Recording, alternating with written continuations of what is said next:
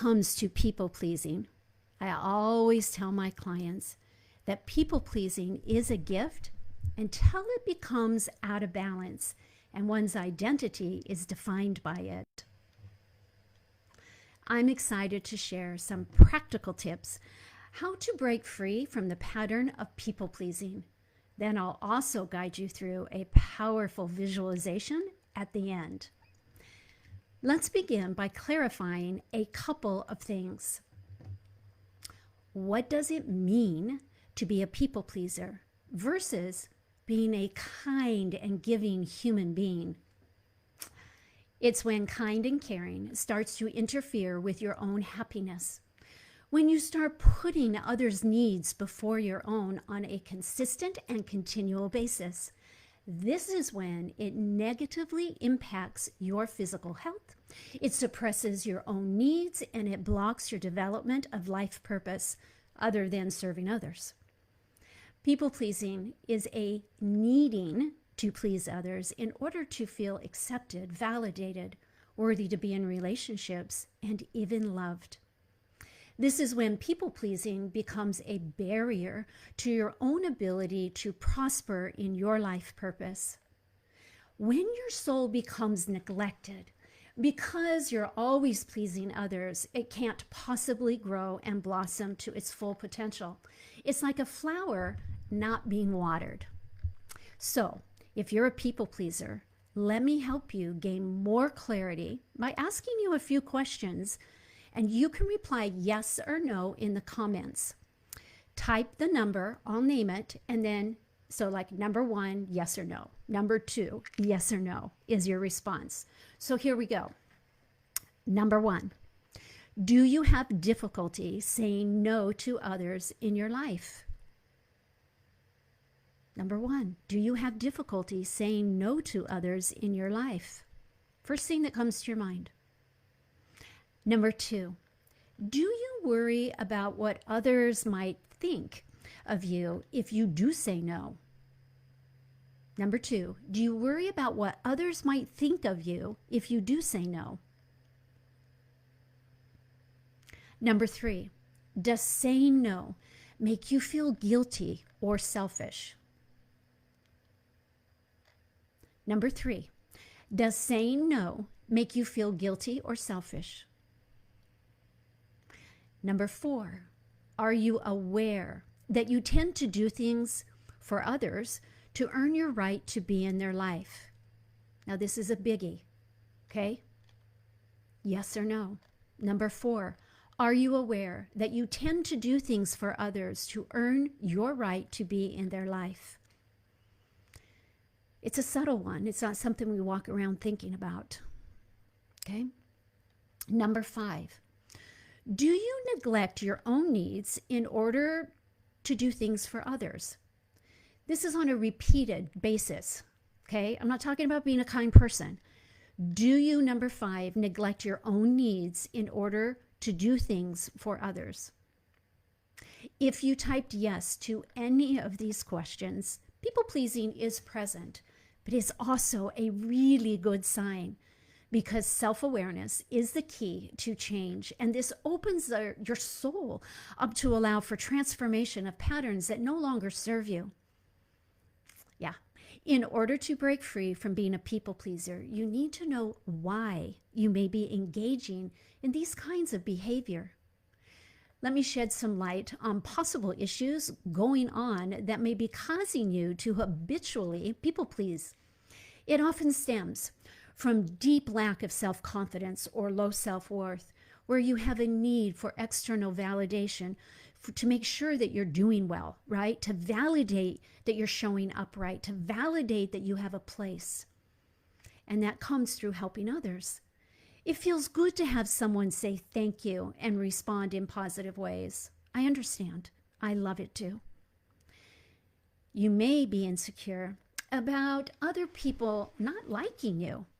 If you say no to their request, you feel that you're letting them down, which will cause you to say yes to everything. There is always the fear of not being accepted and seen for who you are with this one. And it could be a case of perfectionism, where you want everything and everyone to be okay within the world, right? With those, you want everyone and everything to be okay in your world. And that includes helping how other people think and feel about themselves, as well as not wanting to be rejected by them. On another note, people pleasing most often starts as an inherited pattern. Yeah. Then there are learned behaviors from observing a parent or a grandparent who was an overgiver in their life. Maybe you're aware of it. I know many people pleasers find it easier to focus the majority of their energy, their life, on pleasing others, rather than focusing on providing themselves with soulful purpose activities. This works until it no longer does. This works until it doesn't work anymore. It no longer feels good when we reach an age in life at any point and begin looking back on time. This is where regret comes into play because you haven't done what you wanted to do. You haven't written the book you'd started several times, nor have your dreams been put into action. I'm sure you've heard the expression, you can't pour from an empty cup. You can't create when you don't have time. Needing to feel the constant desire to be there for others and giving everything you have leaves you empty to live your own life and nearly impossible to give from scarcity. You can give from scarcity until you reach burnout. And maybe you can even dig a little deeper in burnout until it starts impacting your own health. So, what can you do? Here are some tangible solutions that you can try. First, when someone asks a favor, from your community, your neighborhood, your church community, school group, local city community, for example, tell them you need some time to think about it. Let me sleep on it. So before you make a decision, that automatic responsive, sure, that automatic responsive, yes, let me sleep on it. Then I want you to ask yourself these things. How much time will it take? What does it mean I can't do if I say yes to this? Do I have time? Is this something I really want to do? Yes, you can ask yourself that. How stressed am I going to be if I say yes? The second thing is, I'm giving you permission to start small. Say no to small requests. You can even do this via text message and then work your way up to saying no in person. 3. This next one is for service business owners. I'm one. I gotcha. Create boundaries in your life. For example, you can only take phone calls at certain times to set limits when you are able to talk, or let others know that you are only available between a specific period of time. Set healthy boundaries with those couple of friends of yours. I know. That only talk about themselves for the as long as you'll give them 2 hours. They'll only talk about themselves, and they often repeat because they're caught in the same story. And while at one time it felt very validating and so purposeful to be in their life, after time you dread that call. I know. Let them know that you only have the next 15 or 30 minutes to chat, and then say, hey, let's find another time, and get off. Number 4, set goals and priorities in your life that fill life with rewarding, meaningful, soulful activities. Take a class, actively get involved in a career you've always wanted to do, and this will help you to feel like your integrity with yourself because you're not always available to everyone else. You have space. You have space to create. It's all about learning how to balance this desire of making others happy without sacrificing all aspects of your life, which will leave you at some point feeling unfulfilled. I guarantee it. Something else to be mindful of is that by constantly people-pleasing, you're at a risk of drawing people into your life who are needy. Oh yeah. Which means you have to continue, right, to support these people who really aren't good for you. Really. And you deserve to enjoy life, a life of abundance, genuine, fulfilling relationships, and increased joy. Joy is a thing. Joy, feeling that love, feeling gratitude is possible on a daily basis. You will be closer to fulfilling your divine soul purpose as soon as you begin spending more time saying yes to your hopes and dreams. I promise. Now, as I promised in the beginning, I'd love to integrate this knowledge, this awareness around people pleasing and how it shows up in your life with a visualization that I'm going to do right now that you can, you can refer back to at any time. You can refer back to this visualization whenever you feel patterns of people pleasing beginning to overtake your life. You see, it's a gift to be kind, to be genuine, to be supportive. It's a gift you have. It's when it becomes out of balance. Nothing can change that gift you have. Nothing can change you from being the kind person that you are. It's just out of balance. And if this speaks to you, you know what I'm talking about. So with this visualization, you're going to be gently guided to move forward with your life and open yourself up to amazing possibilities, relationships that include giving and receiving. Yeah, you get to give and receive. We didn't even go that deep on receiving, or at all, did we? Receiving's a thing. Receiving's available. Receiving is a muscle that you learn to develop. Yeah. You give and receive as you learn to say yes to living your life purpose. Now let's begin. So here we go. I would preferably like your eyes closed because I want you to be within you. This isn't about Lisa. This isn't about watching me. You can do whatever you want. But really, you will get the most out of this visualization if you'll close your eyes and have your feet on the ground versus laying down. Just sit up, feet on the ground, and close your eyes. And I'm going to guide you through this visualization, and we're going to begin by breathing, okay? So here we go. Eyes closed, feet on the ground. Take a deep breath of air. Just take a deep breath of air into your lungs, filling your lungs to capacity, and hold. On the exhale, release the day's tensions and worries. Now on the next breath, we're going to make it a stomach breath, a belly breath. Breathing into your stomach, expanding your stomach to capacity. And as you do this, I want you to imagine that there is a cord attached to the back of your belly button to your spine. On the exhale, I want you to sense, feel, and imagine this cord pulling your stomach back to your vertebrae. Snapping, right? Snapping that, feeling that into the central nervous system, activating it on all levels and dimensions. That's right. Beautiful. One last breath. Filling your lungs to capacity as you imagine the breath continuing up into your lungs, continuing it up through your throat, into your head, and activating the right and left hemisphere of your brain. There you go. Activating the cells of your body to release what doesn't serve you anymore. Continuing with your eyes closed and returning your breath to normal. I'm going to count from 3 to 1. 3.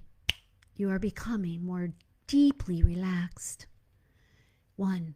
The sounds around you allow you to go deeper and deeper relaxed. 1. You sense, feel, and imagine. You are in a warm, cozy cabin, curled up on a soft velvet sofa, surrounded by big purple pillows, circling you like a protective bubble. As you watch the crackling and dancing flames of the wood burning in the stove. You feel a great sense of peace come over you. In the middle of the room is a round wooden table with a thick brown leather book that has beautiful gold binding, capturing your attention. Standing up, head over to the table and pick up the leather book. You feel the weight of the book in your hands. Placing it back down on the table, you begin to flip through the pages.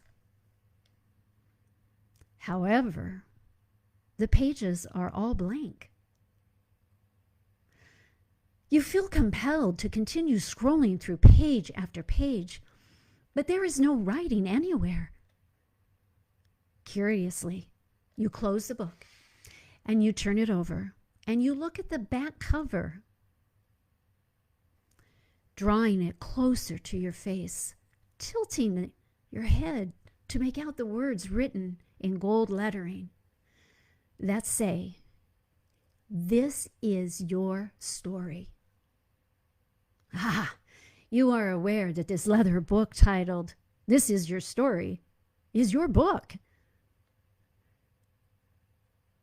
You pause and you look around and you see other worn out, tethered books in front of you. Lots of them. As you pick them up, you are aware that these other books are other people's stories. They're not even your books. They're not even your stories. Everyone else in your life that you've ever felt the need to please. Everyone you've graciously given so much love, kindness, and sacrifice your time for. They're their books. They're their stories. Pausing in this awareness, you realize it's now time to open your heart to receiving as you are ready. Oh yeah, you are ready. You are ready to give up your need to people please others, to stop the pattern of always putting others before you. In order to live your life purpose, you must let go. Opening the first page of your storybook, you now pick up a vibrant gold pen that's next to it. There you go. You put the pen to the paper and you begin writing word after word after word. All things you wish for yourself in this life. You feel the connection to the universal heaven's energy run through your whole body as all tension is released. You see words formulating on the paper like happiness, acceptance, soul purpose, healthy and loving relationships, setting healthy boundaries. These words make up your true story. And your true story begins now. And at any point in your life, now is time for your true story. You feel it, you sense it, you begin to embrace it. You are filled with so much gratitude that you now have the strength, the self-worth, the confidence to focus on your own life purpose and still be a kind, loving, gracious person. In this knowingness and this gratitude, you hold the book up to your heart and you feel everything you want for yourself coming true as you are now giving yourself permission to live your life purpose. This cabin, this leather book, is a place to revisit often to remind yourself of your true story and to continue to write purposeful words in your life purpose book. Your story, as you create it, you live it, you embrace it, as it is your divine right to focus on fulfilling your life with happiness and lasting abundance. This powerful truth lives within you. This powerful truth within this seemingly magical cabin is what it feels like to receive instead of always being the pleaser. Yes. Now, bringing your awareness back to your breath, I will count from 1 to 3, and you will come back to your original space with clarity and inner peace. 1, bring your awareness back to your body. 2, activating the cells in your body with your new integrated soul, truth, self-acceptance. 3, eyes wide open as you are now fully accepting and receiving the answers you seek.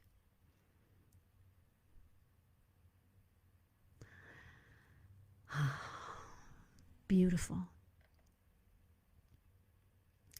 If you have a desire to let go of people-pleasing, to allow more joy, to feel the purpose where like you have more energy because you're doing what you love, let me help you.